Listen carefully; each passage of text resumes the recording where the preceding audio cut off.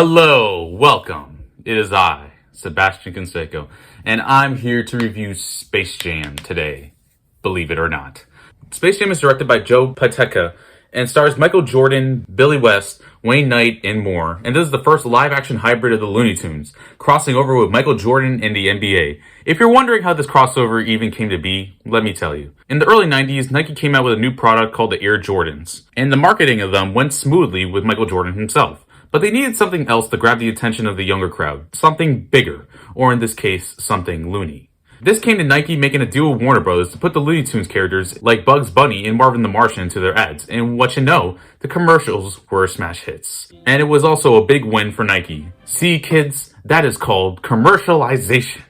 As the commercials were going big, Warner Bros. Had an idea to make the commercial into a movie, thereby producing more commercials for the buyers, for the people. It's every marketing executive's wet dream. See kids, that is called capitalism. And so, Space Jam was conceived to the world, capturing the hearts of the kids that saw it in the 90s. And it has grown to become one of the biggest money-making brands ever. Think of it as like the impact of The Nightmare Before Christmas, and how it has Hot Topic on life support. But the thing is, Space Jam was actually a big deal back then, because not only for it to be one of the first films to literally be a commercial, but to have two of America's most treasured icons at the time, Bugs Bunny and Michael Jordan. This was like the Batman v Superman of the 90s, like Godzilla v Kong. People get excited when two icons clash together. Like, I bet in the future there might be a film on Vin Diesel and Jesus. But enough of that. What is the story?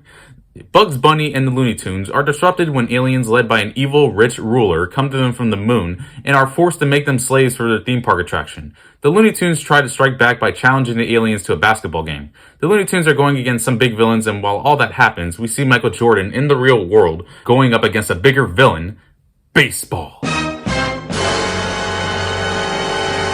Yeah, this was around the time when Michael Jordan did baseball, and this film was kind of a fictionalized account of what happened between him retiring from baseball and going back to basketball. And so when the aliens go up to the real world at a basketball game and steals the talents of the players there, Michael Jordan is enlisted by the Looney Tunes to help them win a basketball match against a group of aliens who have gotten bigger and stronger due to them absorbing the talents of the basketball players.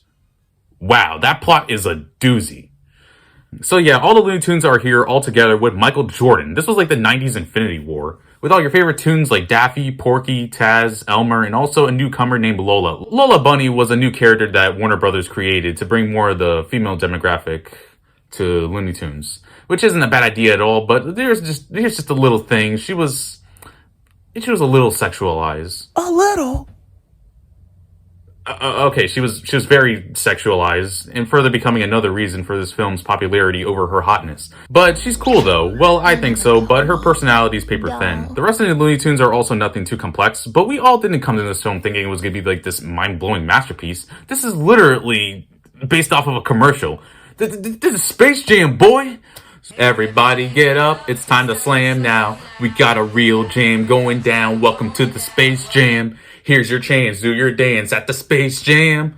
Alright, wave your hands in the air if you feel like we're gonna take it into overtime. Welcome to the Space Jam. Here's your chance, do your dance at the Space Jam. Alright, yeah, what time is it? It's Jordan time. Yeah, all jokes aside, Space Jam is what it is, and that is completely fine. Like, just seeing the Looney Tunes in their two-dimensional forms is great. Michael Jordan isn't bad in this movie, considering that this was his first time acting. And oh yeah, Wayne Knight and Bill Murray is in this. They're just really cameos in this film. Fun cameos though. Honestly, even though some of the jokes fall flat, and the script could have a couple of rewrites, like the Looney Tune world being underground. Like under the real world. In that case, get digging! Space Jam, for the commercial that it is a fun diversion. That's all that matters. Like a commercial. I give Space Jam a B.